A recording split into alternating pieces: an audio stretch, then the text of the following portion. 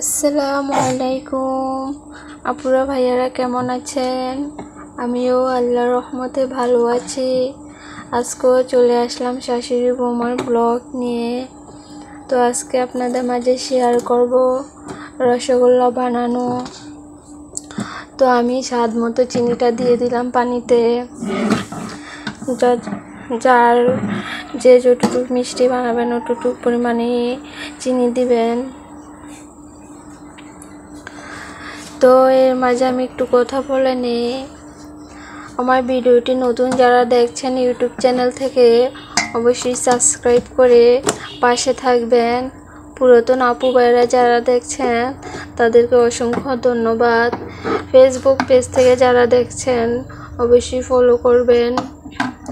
তো আমি এই যে ছানাটার ভিতরে একটু বেকিং সোডা দিয়ে দিচ্ছি। তো আমি ঘিও দিয়েছি, আপনাদের দেখাতে পারলাম না। আমার মেয়েটা সব ভিডিওতে ও এরকম একটা কাণ্ড ঘটা দেয় যেন দেখাতে আর পারি না, তো আমি বলে দিলাম। তো আমি দেখেন ছোট ছোট করে মিষ্টি বানিয়ে নিলাম। তো এখন আমি ঢাকনা দিয়ে ঢেকে দিলাম। তো আমার মিষ্টি বানানো হয়ে গিয়েছে রসগোল্লা। তো কেমন হয়েছে অবশ্যই কমেন্ট করে জানাবেন। ভিডিওটি যদি ভালো লেগে থাকে অবশ্যই শেয়ার করে দিবেন।